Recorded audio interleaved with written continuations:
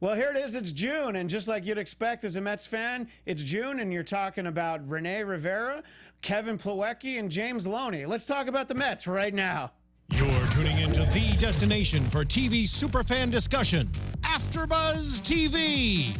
And now, let the buzz begin. Oh, that's right. Changing it up from the Mets. We got to change it up a little bit. Do you know this piece of music when you hear it, Andrea? Putting you on the spot. Is it from MASH? Yes. Oh, because you looked up at the screen. Cheating. That's 10 demerits. I would not. It's familiar to me. I would not have been able to place So where it was. we're playing it for two reasons. The first is all of the Mets injuries, which we'll talk about in a moment. Unbelievable. The Matt, do you know the name of this song? It had words in the movie. It's all right. I don't want to waste too much of money. We'll just It's called Suicide is Painless. And as I watched that Wednesday day game that went on for 13 insufferable innings, I actually started to think, like, you know, that song has a point. But anyway, I'm Christian Bladt here on another exciting, doesn't sound exciting, but believe me, it's a very exciting Mets Wrap 360. To my left, you're right, Andrea Fasano. Hey, guys. Still a recovering Yankee fan, Yeah. but look what she's wearing. She spent her own money on this. That's not like free swag that she got. She actually spent money on that. I like it. On Twitter and everything at Andy Fasano. Way down over there. Back from assignment. Can't wait to hear about what that assignment was. Matt Ritter, at Matt Ritter 1. I was scouting Ohio for the finals, which we are missing to do this panel for you guys. But it'll be all right because we're not going to miss that much. We'll just miss a little bit. Anyway, so much to talk about. But as I said with the MASH theme song, I had to explain the joke to my wife. She's like, "Well, why do you want that?" Well, because the MASH was the military, hospital unit in the Korean War, and the Mets have a lot of injuries, and we found out about another one. There goes my plan to have David Wright be the player of the right every week because he's out 6 to 8 weeks. Immediately. Yeah. As soon as I said, like, oh, this will be funny, I'll just make him the player of the week every week. I still could, but it'll just be sad. Yeah. David Wright should be played by Samuel Jackson in Unbreakable. It's true, actually. They called him Mr. Glass, is really what we should call David Wright. It hurts. I love David Wright. I love the captain. I know. But, you knew that this was... I don't want to say it was inevitable, but it was very likely. I just thought maybe, next year or the year after. Right. But As I said, I get out of bed and I hurt myself because of a certain age. David Wright is in that age bracket. Yeah, You it's get true. out of bed and your neck hurts. Yeah, so, I mean, that's what happens. But, so, that's terrible. You're like, all right, well, we'll see what they can do from that. And then you're like, Cespedes got a bum hip, missed a couple days. He did some pinch hitting or... pinch plate appearances. You'd actually have to get a hit to pinch hit. But, and then Lagares makes a great catch yesterday, and, got an owie on my thumb. And this is we already had d'Arnaud and Duda out. So, this is rough. What's going on? What's going on, exactly, And I mean, the other thing was, like, it's sort of a minor bit of news this week, but Zach Wheeler, I always want to call him Dan Wheeler, which was a different pitcher. That was a bullpen pitcher. Zach Wheeler not coming back till after the All-Star break. Was that just announced? Yeah, there was the talk of, maybe July. just before. Yeah, but then when you're like, well, why don't we give him the 2 more weeks? So, anyway, everybody seems to be hurting. Yeah, it's crazy.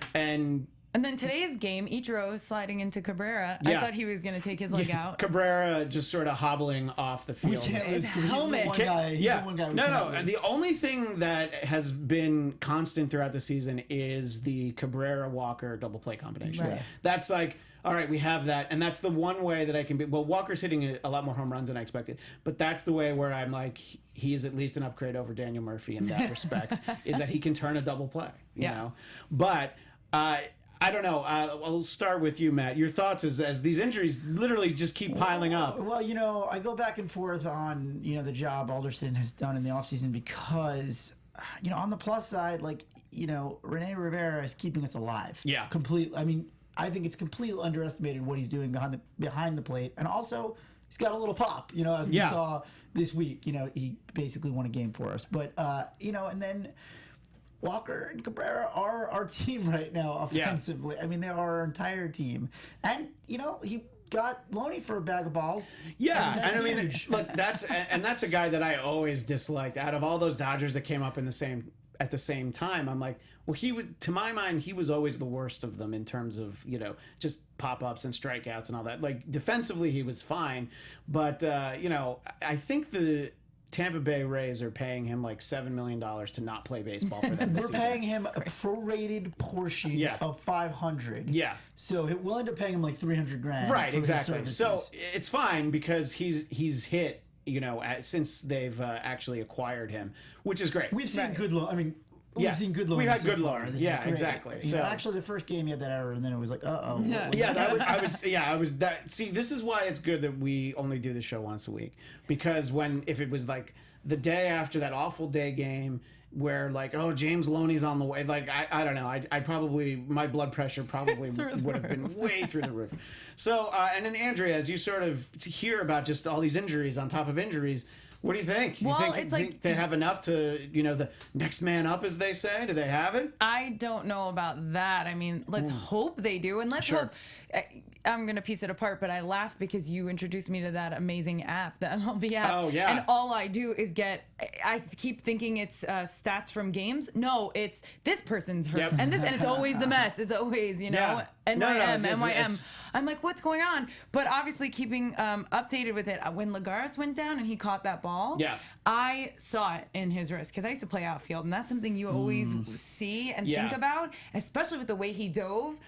Plus, I also play soccer, so you dive out. You don't dive with your hands under you, and that glove caught him. I mean, it's an extension of your arm. Yeah, that was one that I didn't see until after the fact because I was driving around. So I was listening to it on the radio, on Sirius in the car. So I was listening to the Marlins announcers describe well, that was a pretty good play, I suppose. Anyway, that's the out of the inning. Yeah, so they didn't, to be fair, they said it was a great play, but you didn't get the description that you would have if it was. They should have said that was an amazing play. I think he may have broken his wrist. Right, exactly. That's what it looks like.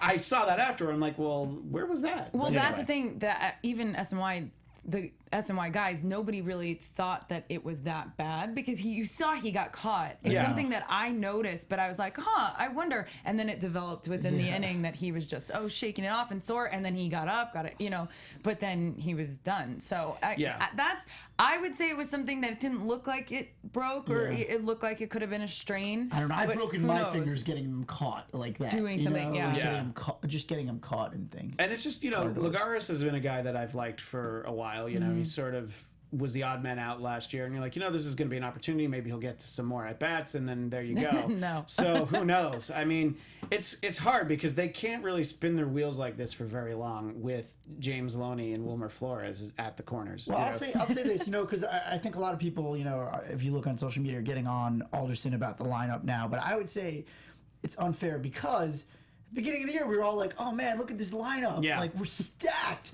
and now we lost.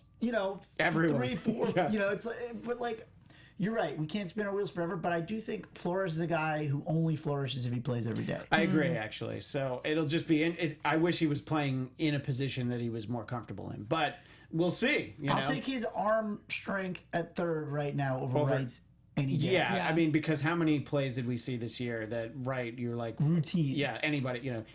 Eric Campbell could have made it. But.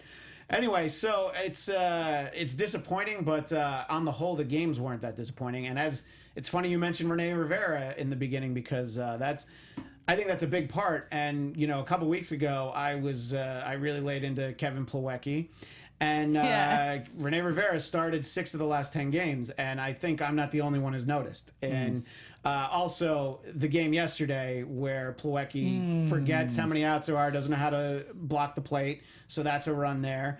Gets picked off with the old slap your glove play that no one falls for after Little League except Kevin Plawecki. So you know what? Go back to being a backup catcher. Also, let's see how that works for you. Also, what business do you have taking any lead off of second in that situation? Also true. Yes. Like, you're not a stolen base guy anyway. Like, and that big of a lead, number one, and then that big of a lead. Yeah. I saw that. I was like, it looked like he didn't even react until after the guy turning through. Like, what? He had a rough game. It was a rough game. And Can you imagine being him though after that? I like him. I like Plawecki. Back to back. I used to think I liked him. I'm not sure anymore. I like Anthony Recker a lot more than him. Where is he? Probably Vegas. I don't actually know.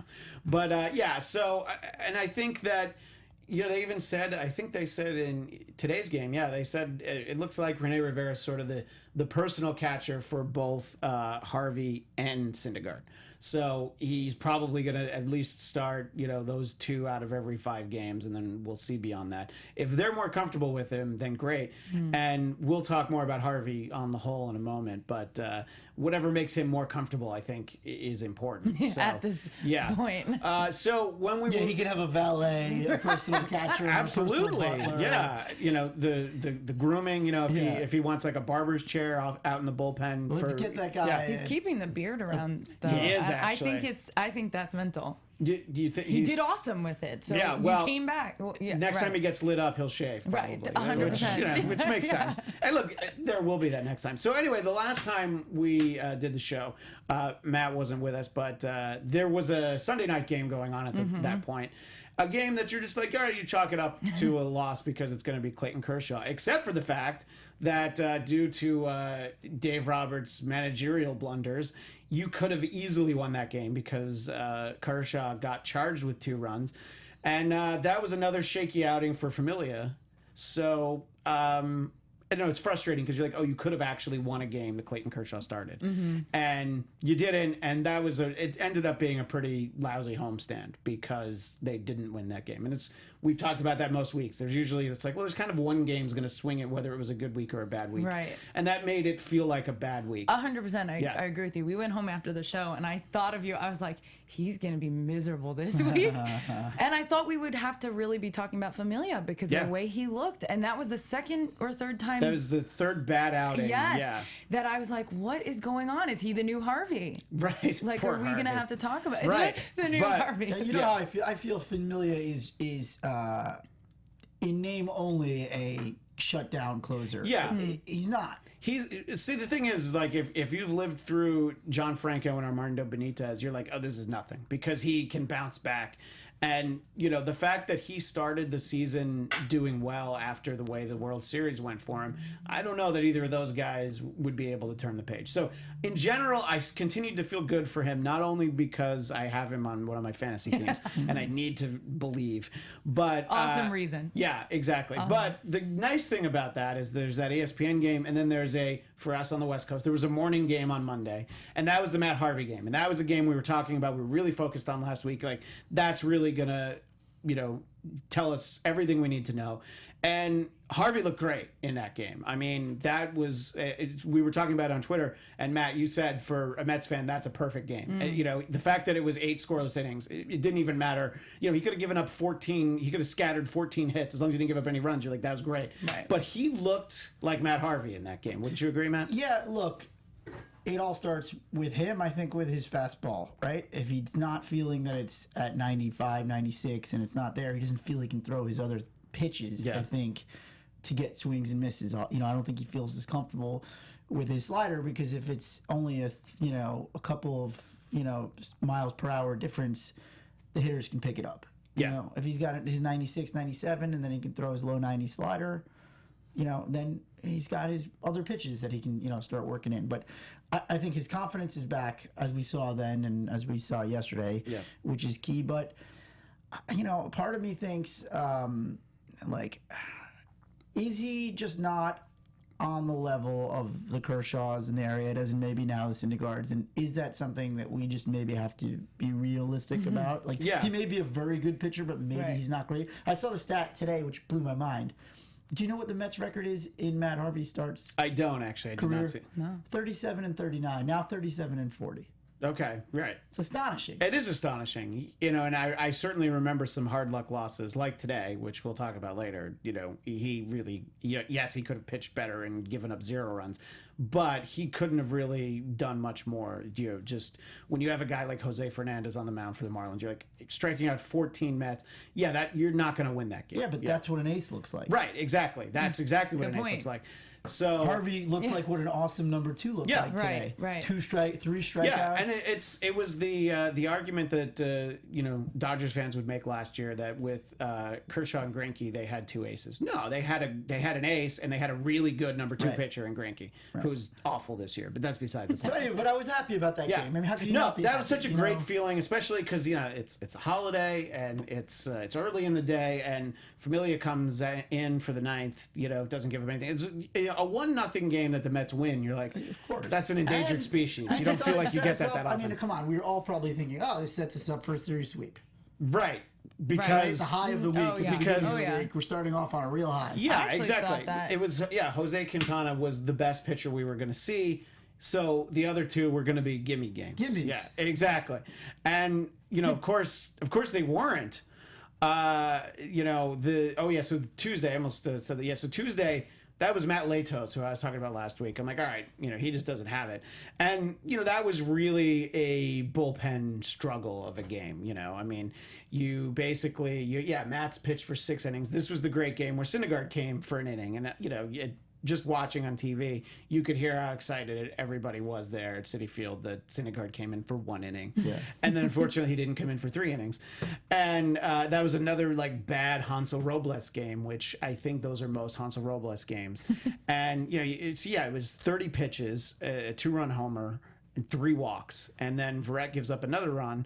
And that was it was just an ugly game. And then you're like, all right, we'll shrug it off because you can still win the series. That I needed that off day on Thursday after that Wednesday day game. That was so miserable. They had 13 walks and scored 1 run. That was unbelievable. Was that some sort of record? That had to be Mets record. They put in a lot of since 1900 something. A lot of that. But it's like if it's one of those those long games and you win? You win. It's worth it. But if it's a long game like that and you lose because, their best hitter who had gone 0 for 5 just gets a hold of 1 and it's a homer. No. Right. Their middle reliever, who is an American League reliever, never gets an at-bat. He's 250 pounds. Well, he hits a double. And then there's a pass ball, and I'm like, okay, this is. I think you hate to be this defeatist, but you're just like, oh, that's how we're gonna lose this game. Right. I don't know how. Stole a and base. then there's still that moment where you're like, well, hopefully he's 250 pounds. He had to run around. He's probably gonna be gassed. Nope, no problem. 1, 2, 3 out in the bottom of the 13th. So that was a painful. I spent the whole afternoon with that game. What is his name on the one now? The guy who hit 3 home runs. Against us, that guy who's a beast. I'm totally blanking on his name. I'm blanking too, actually, which is unfortunate. Yeah, but that guy is just like a monster. Yeah, I'm totally completely blanking on his name. Because I just didn't put the in the notes that was because I was so upset about the pitching. Yeah, there's enough guys on the White Sox who that they can hit. That one guy, Paul Bunyan, dude. Yeah, he just everything they threw at him, he hit into the bleachers. Right, and it was so I don't know. It was just such a terrible feeling though. And like I said, if there had been a game on Thursday, I'm like I can't. Right. It was good. I could catch my breath, not watch the game. And then, by that point, you're ready. You're ready for the Friday game. The game was so long, too. Was so terrible. I was waiting for it to end. I'm like, over. Nope. Yeah, I had somewhere to go. And I'm like, oh, I'll leave after the game. And then I'll listen to it on my phone in the car.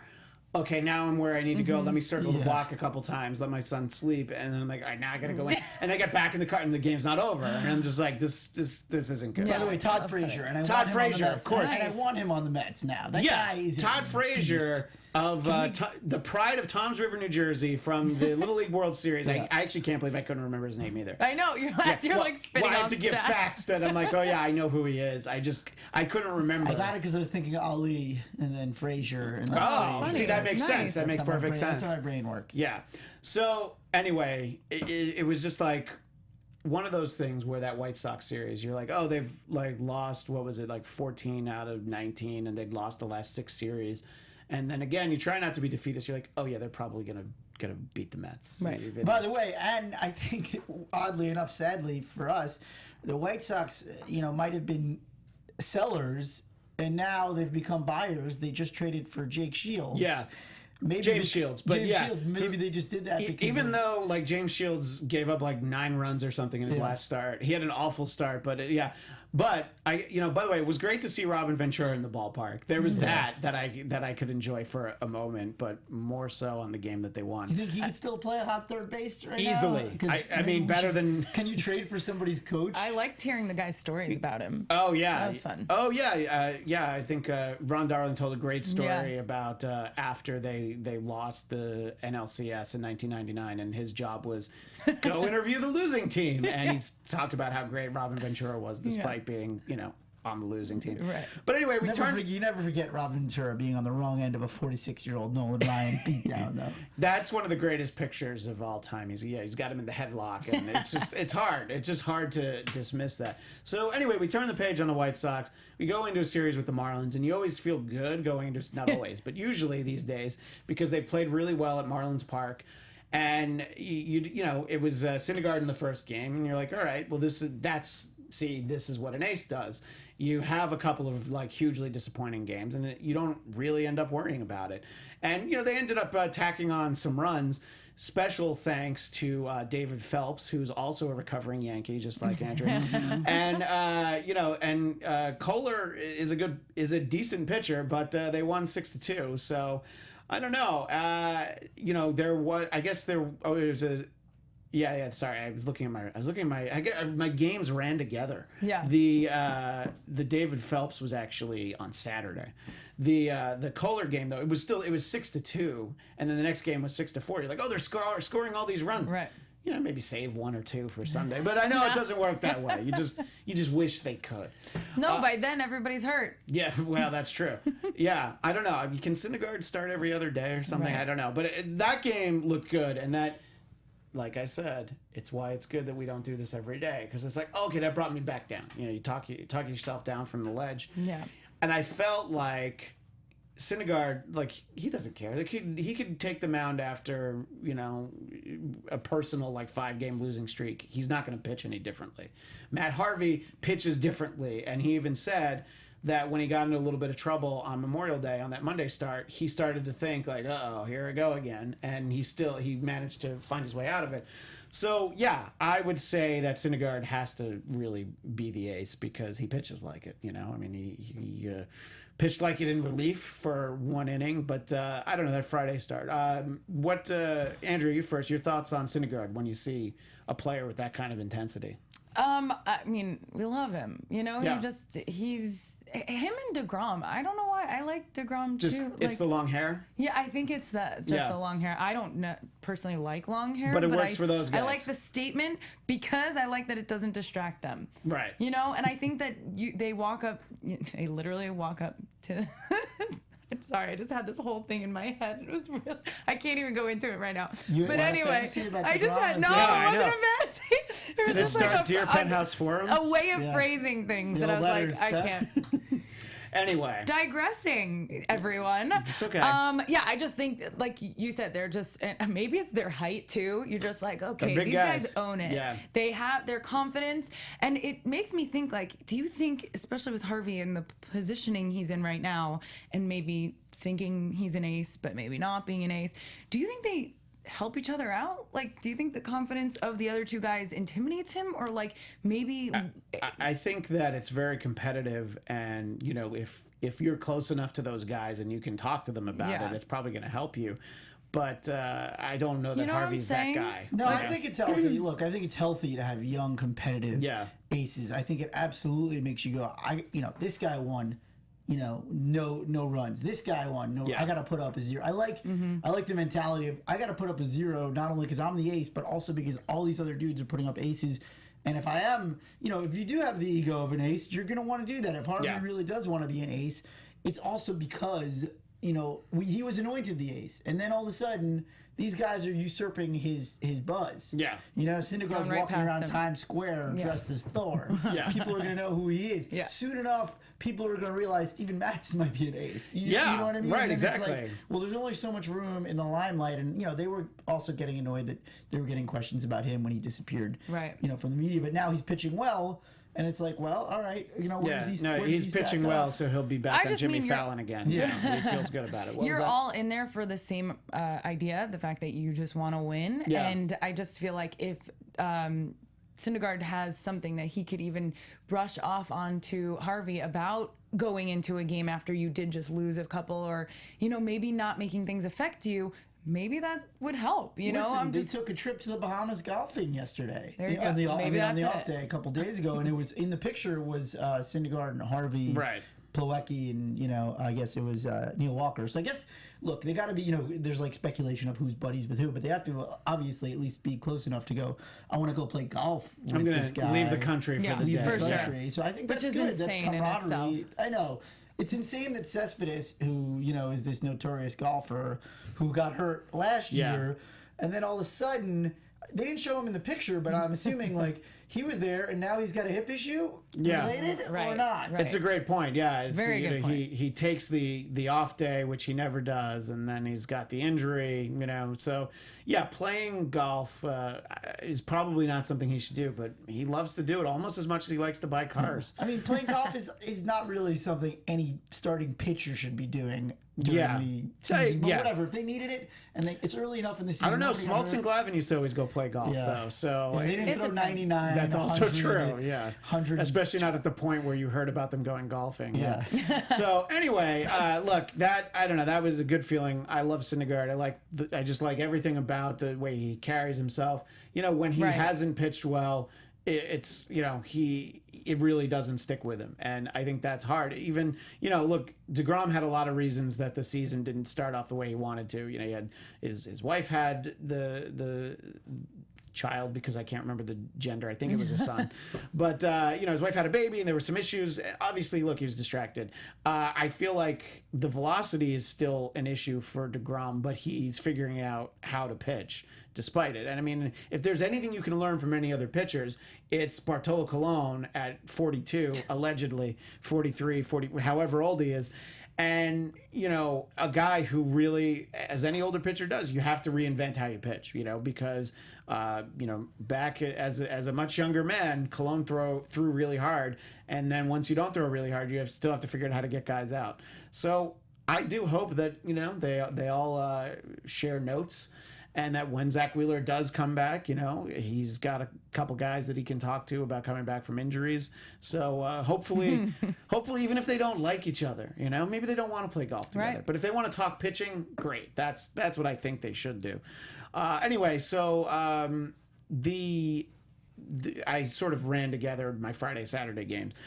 Yesterday was one of those games where, it was not shaping up well, but then they got to a weak bullpen because all we heard was how bad the White Sox bullpen had been and how bad the Marlins bullpen were, but it didn't look like we were going to actually see that. They always seem to turn things around in time for the Mets.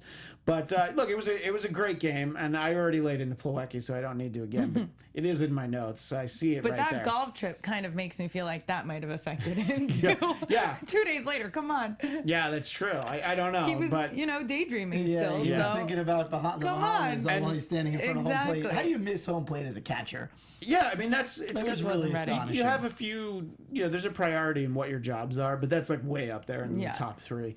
But Just at the professional level, it is nowhere near something that you shouldn't automatically be Although we should talk about whether Flores should have tried to turn a double play with a pitcher. Well, there was that. There was the, and that's the problem with having Flores at third base, is that Plawecki didn't expect the throw home when the smart play would have been the double play, preventing, at least trying to prevent. Yeah.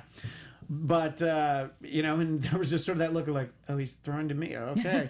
But, just slide your foot over a little bit. But whatever. That was a game that they won. So obviously it's a lot easier to push past all that stuff, And they're able to kind of, just chip away at the other team, and that's what they should be able to do. That's the problem right now. You have this, even when a starting pitcher has a little bit of an off night, except for those like dreadful Harvey games from a couple weeks ago, you should still be able to score a couple runs, maybe 3, and win, or at least be tied late in the game. And they're just not doing that. And again, today, that's just a freak of nature, Jose Fernandez. 14 strikeouts, it matches his career high. And you sort of feel relieved when the bullpen gets in, but you're just like, I feel like all the batters were just gassed at that point. They're like, I've been swinging so hard.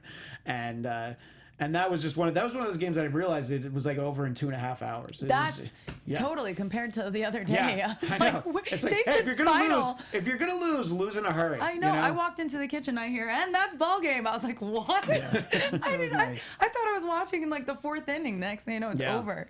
Well, let's take a look forward as to what we have in the week ahead. No off days this week. We've got 7 games between now and the next show. 3 in Pittsburgh, which I've seen the Mets play there a few times. It's literally my favorite ballpark in all of professional sports, especially in Major League Baseball. Don't get me started on San Francisco. It's like $90 for a bleacher seat there.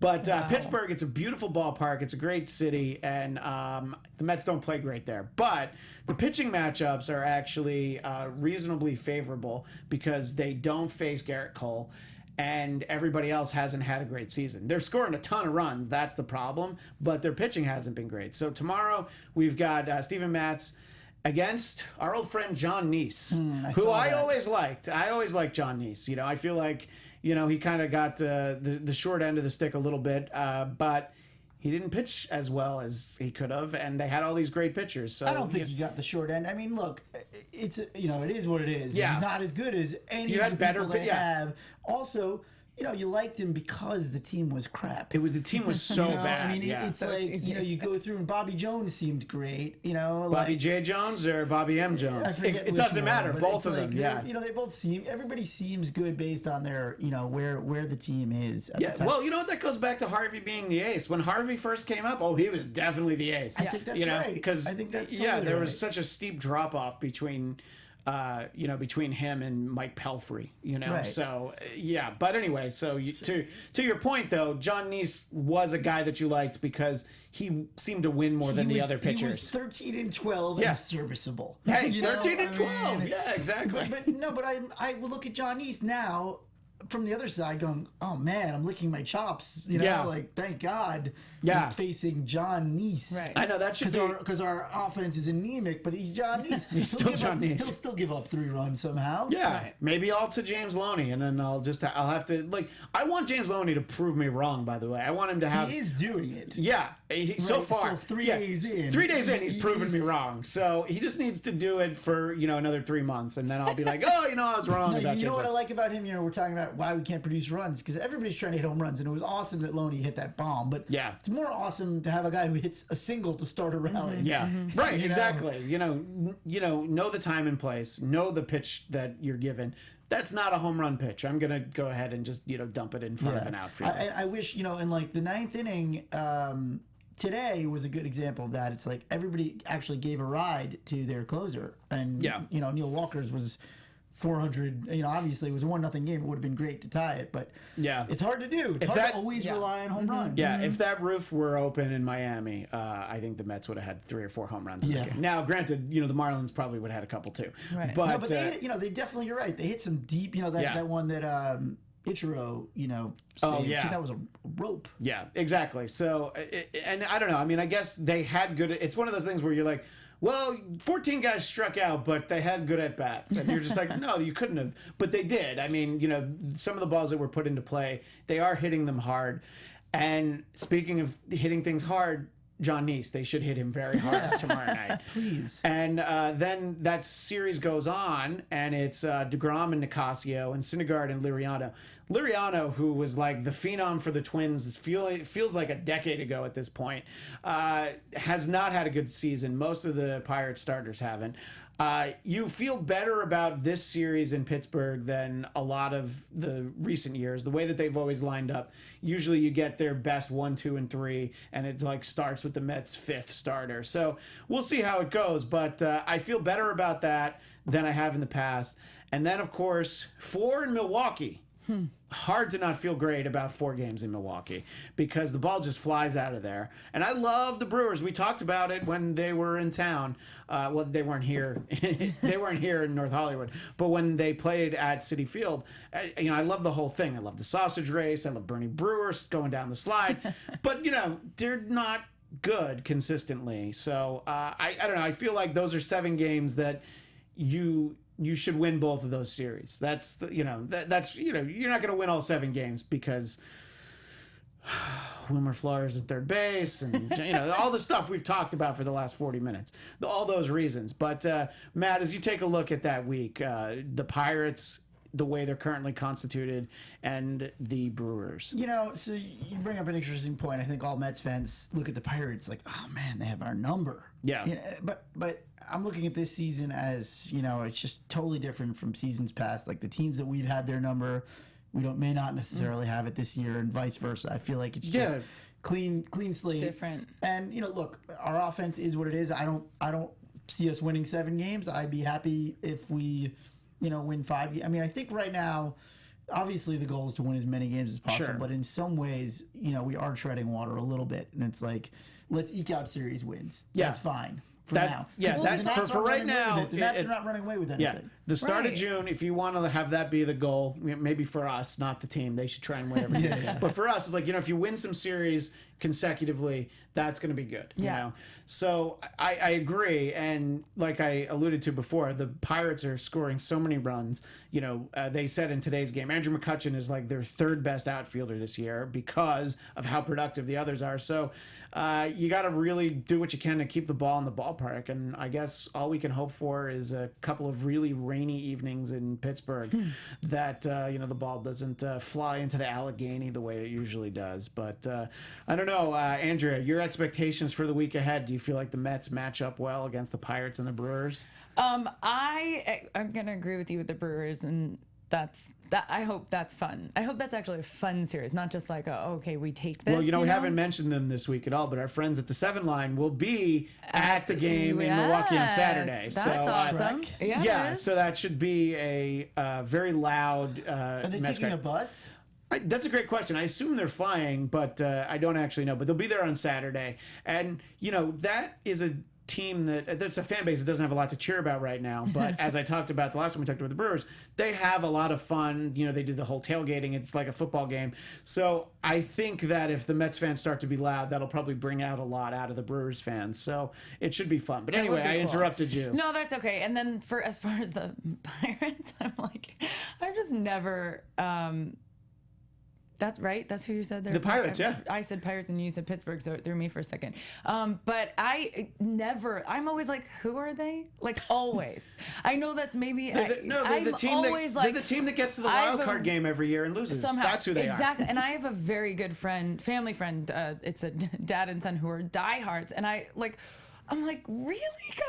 And they're from Long Island. I'm like, why? Like, it's so funny you say that. There's a guy I know from New Jersey who he was there over the weekend. He like loves the Pirates. I don't know what is it about the Pirates. And I know they've They're been underdogs. better. It's an underdog city. I guess forever. You Like know, to me, forever. forever Just underdog. as a New York Small fan, I'm market. always I think like, there's something about that too. moving That's true. on, moving on. It's a beautiful you city know, in like, the summer. It's miserable the rest of the year. I've never I been. think there's something about picking a small market team. Like I have friends that are Milwaukee Bucks fans because they just like picked a small market like a long time It ago. kind of makes I'm like, sense, who? actually. Yeah, no, I know, but you know, Right now, Andrew's like, wait, there's what sport is there's that? something Is that like- hockey? There's something romantic about like picking a losing small market Yeah. team Yeah, and going with agreed. them, and then they start winning. you Well, know? look, I mean, if you're a Mets fan, there's something appealing about the underdog. You know, I mean, there's a part of me that enjoys watching Angels games a lot more than Dodgers games because it's like, they're the Angels. Yeah, but also they also have a huge payroll, so they're not really. Well, there's also that.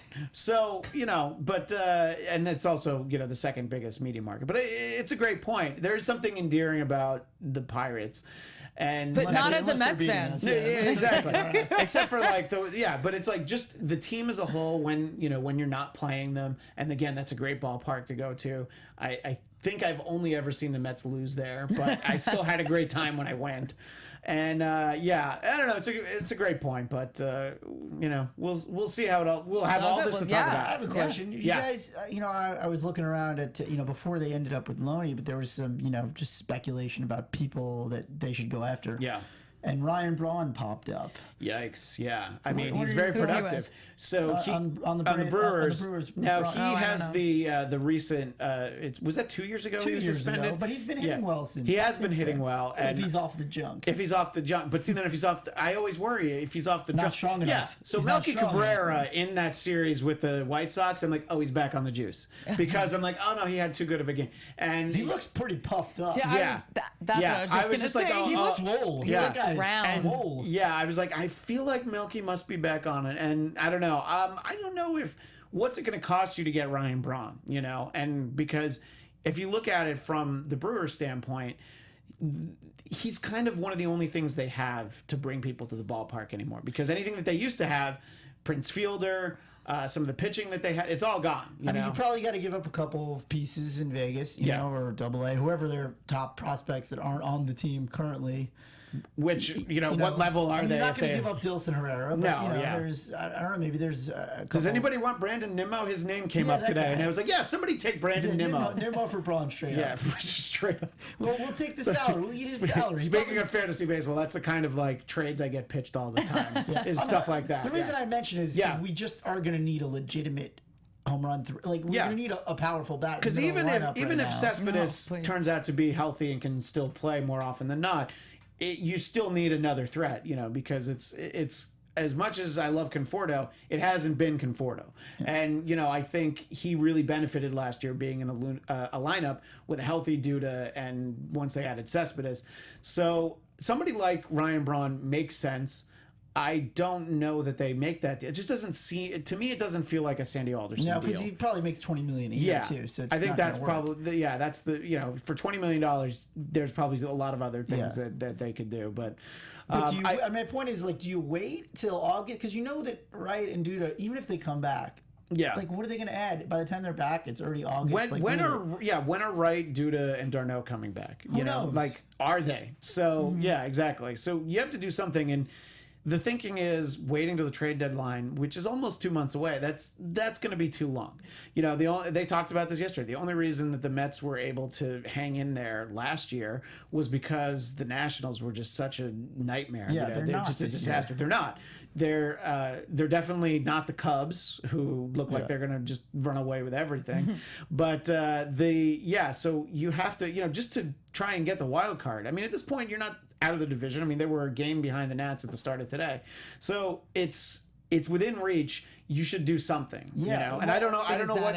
Well, I don't know if it's that, but my point, I guess I was going to say, like, I'm looking at the standings and I'm like, okay, we're lucky right now that we're sitting here and we're totally fine, but we're also wasting all these good starts in the sense that, Syndergaard's going to have some bad games, Matz and DeGrom, they're all going to pitchers don't go 20-1, whatever. The Mets, all their pitchers only have like 1 or 2 losses other than Harvey right now. There's like in the last 15 years, there's that like one season where Clemens went 20-3, and I think Schilling won 22 games. Yeah. Apart from those, which are, those are very rare. Yeah, you're gonna hope that one of your guys gets close to 20, and the rest of it is there's just going to be plenty of losses. So we gotta win some games with the bat. Is all I'm saying. Yeah, I agree. Yeah, well, and the problem with the 2 wild cards is that most teams don't feel like they're out of it until sometimes after they're out of it. They still feel like no, we can still do this. They still go a little bit too long before they want to make some of those deals. So I don't know. I mean, I feel like Sandy's probably, willing to listen to the right offers, but they probably have the feeling like, okay, when we went to the World Series last year, we're just not going to go this year unless it's like one, because if you think of last year, Cespedes was the huge acquisition, but you also had Uribe and Kelly Johnson, which turned out to pay off. And those are the kind of level that I would expect. Like, who's this year's Juan Uribe? Well, Juan Uribe could be this year's Juan Uribe. Why not? And Kelly Johnson's playing for the Braves, who, oh my God, the Braves are in town playing the Dodgers. It's just, I don't feel bad for them because of how much I've hated the Braves from the late 20th century onward. But they're getting murdered. But you feel so close to feeling bad for them. You're just, never. Never. And I think that the Braves loved Freddie Gonzalez so much that they fired him. They're just like, I don't want to make you sit through the season. They're like, it's all right. Go home. You'll be all right. But anyway, so in our final minutes here, we're excited about some of these matchups next week between the Pirates and the Brewers. But let's talk about the player of the week. Yeah. Andrea, ladies first. Thank you. It's funny, the last 2 weeks I was like, yes, I totally know this. This one, because of the way and the weird way that each game was really separate. I know that sounds weird, but sometimes players have like a couple of good games. I'm going to go with Lagares for his catch.